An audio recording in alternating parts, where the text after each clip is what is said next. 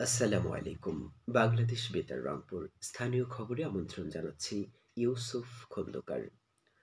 আসন্ন ২০২৫ সালের মাধ্যমিক স্কুল সার্টিফিকেট এসএসসি ও সমমানের পরীক্ষা সুষ্ঠু ও পরীক্ষাবান্ধব পরিবেশে সম্পন্নের লক্ষ্যে প্রয়োজনীয় ব্যবস্থা গ্রহণ করা হয়েছে। এ পরীক্ষায় প্রশ্ন ফাঁস ও গুজব রোধে আগামী ১০ এপ্রিল থেকে ১৩ মে পর্যন্ত সব ধরনের কোচিং সেন্টার বন্ধ রাখা সহ বেশ কিছু নির্দেশনা দিয়েছে শিক্ষা মন্ত্রণালয়।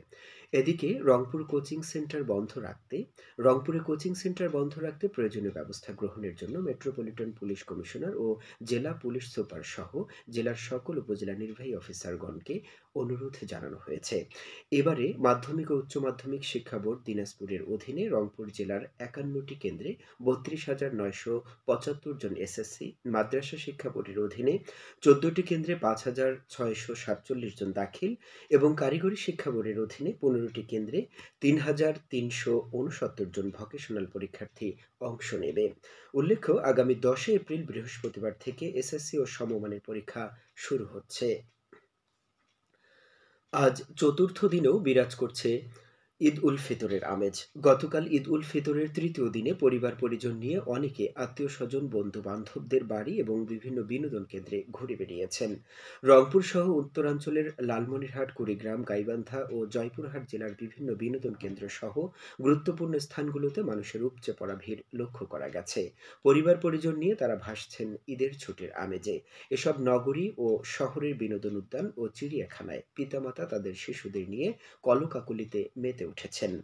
রংপুর নগরীর তাজহাট জমিদার বাড়ি ও জাদুঘর, প্রয়াস সেনা বিনোদন পার্ক, চিকলি পার্ক, কালেক্টরেট সুরভি উদ্যান, টাউন হল চত্বর সহ সব স্থানেই বিনোদন পিয়াসী মানুষের ঢল নামে। একই চিত্র দেখা যায় ভিন্ন জগৎ, আনন্দনগর, মহিপুর ঘাট, অবসর, মায়াভবন, তিস্তা সড়ক সেতু পয়েন্টেও। পবিত্র ঈদ উল ফিতর উপলক্ষে লালমনিরহাটের পাটগ্রাম উপজেলার বুড়িমারী স্থলবন্দর, দহগ্রাম আঙ্গরপোতা, হাতীবান্ধা উপজেলার তিস্তা সেচ প্রকল্প, শালবন, কালীগঞ্জের জমিদার বাড়ি, লালমনিরহাটের বিমান বাহিনী এলাকা ও তিস্তার রেল সেতু এলাকায় ভ্রমণ পিপাসুদের আনাগোনা ব্যাপকভাবে লক্ষ্য করা গেছে। কুড়িগ্রামের রৌমারী উপজেলায় ব্রহ্মপুত্র নদীর তীর, স্থলবন্দর, ভারত-বাংলাদেশ সীমান্ত এলাকা, বড়াইবাড়ি স্মৃতিস্তম্ভ সহ মিনি রিসোর্টগুলোতেও ছিল মানুষের উপচে পড়া ভিড়। জয়পুরহাট জেলার বিনোদন কেন্দ্র ও দর্শনীয় স্থানগুলোতে ভ্রমণপ্রিয় মানুষ ও দর্শনার্থীদের ভিড় লক্ষ্য করা গেছে। এসব বিনোদন কেন্দ্রগুলোতে শিশু কিশোররা ঈদ আনন্দে মেতেছিল। জুলাই-আগস্ট গণঅভ্যুত্থানে গাইবান্ধার সাদুল্লাপুর উপজেলার শহীদ ও আহত পরিবারকে সম্মাননা এবং মেধাবী ছাত্রছাত্রীদের মাঝে বৃত্তি প্রদান করা হয়েছে। এ উপলক্ষে গতকাল উপজেলার doctor R A Gani school and college মাঠে এক অনুষ্ঠানের আয়োজন করা হয়। অনুষ্ঠানে প্রধান অতিথি ছিলেন দুর্নীতি দমন কমিশনের মহাপরিচালক মোতাহার হোসেন। বিশিষ্ট শিক্ষাবিদ আয়ুব আলী সরকার এতে সভাপতিত্ব করেন। আয়ুব আলী রহিমা খাতুন ফাউন্ডেশন ও doctor R A Gani school and কলেজের উদ্যোগে আয়োজিত অনুষ্ঠানে একজন শহীদ ও ১৩ জন আহত যোদ্ধার পরিবারকে সম্মাননা প্রদান করা হয়। এছাড়া উপজেলার বিভিন্ন বিদ্যালয়ের ষষ্ঠ থেকে দ্বাদশ শ্রেণীর ১৯৮ জন শিক্ষার্থীর মধ্যে শিক্ষাবৃত্তি প্রদান করা হয়।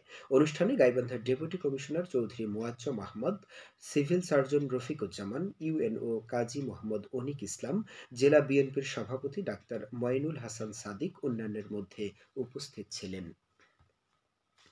গাইবান্ধার স্বেচ্ছাসেবী সংগঠন ব্লাড ডোনার্স ইন গাইবান্ধা এর বর্ষপূর্তি উপলক্ষে গতকাল বিভিন্ন কর্মসূচি পালন করা হয়েছে। এ উপলক্ষে স্থানীয় পাবলিক লাইব্রেরি মিলনায়তনে এই অনুষ্ঠানের আয়োজন করা হয়।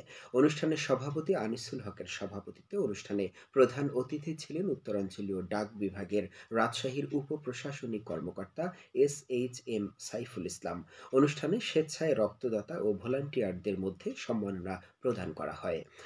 সভায় উল্লেখ করা হয়, ব্লাড ডোনার্স ইন গাইবান্ধা গত ৫ বছরে প্রায় ৪,৫০০ ব্যাগ রক্ত সংগ্রহ করে অসহায় মানুষের মাঝে বিনামূল্যে বিতরণ করে। লালমনিরহাট জেলা পুলিশ পৃথক অভিযান চালিয়ে ৭ কেজি গাঁজা ও ৫০ বোতল ফেনসিডিল সহ ৮ জন মাদক কারবারিকে গ্রেফতার করেছে। গতকাল বিকেলে সদর থানা পুলিশ বড়বাড়ি ইউনিয়নের কুলাঘাট থেকে বড়বাড়ি সড়কে একটি মোটরসাইকেলে তল্লাশি চালিয়ে ৭ কেজি গাঁজা সহ এক মাদক কারবারিকে গ্রেফতার করে। এদিকে জেলা গোয়েন্দা পুলিশ অপর এক অভিযান পরিচালনা করে মোঘলহাট এলাকায় ৫০ বোতল ফেনসিডিল সহ ৭ জন মাদক কারবারিকে গ্রেফতার করে। এখন শুনুন কৃষি সংবাদ। চলতি রবি মৌসুমে রংপুরের ৮ উপজেলায় ভুট্টা চাষ লক্ষ্যমাত্রা ছাড়িয়ে গেছে। এবারে জেলায় ২১,৮৭০ হেক্টর জমিতে ভুট্টা চাষের লক্ষ্যমাত্রা ধরা হয়েছিল। সেখানে লক্ষ্যমাত্রা ছাড়িয়ে ভুট্টা চাষ হয়েছে ২৩,০০০ হেক্টরেরও বেশি জমিতে। তিস্তা নদী বেষ্টিত জেলার গঙ্গাচড়া, কাউনিয়া, পীরগাছা উপজেলার চরাঞ্চলে সবচেয়ে বেশি ভুট্টা চাষ হয়েছে। এসব এলাকায় সরেজমিনে ঘুরে দেখা গেছে চরের বুকে বিস্তীর্ণ এলাকা জুড়ে ভুট্টা চাষ করা হয়েছে। কৃষি সম্প্রসারণ অধিদপ্তর আশা করছে আবহাওয়া অনুকূলে থাকলে চলতি মৌসুমে রংপুর জেলায় প্রায় ২.৫ লাখ মেট্রিক টন ভুট্টা উৎপন্ন হবে। একই সাথে জেলায় প্রায় ২ লাখ মেট্রিক টন জ্বালানি পাওয়া যাবে।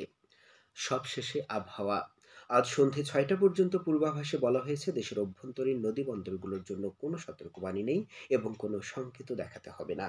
খবর শেষ হলো। আমাদের পরবর্তী স্থানীয় খবর প্রচারিত হবে বেলা ২টা ৫ মিনিটে।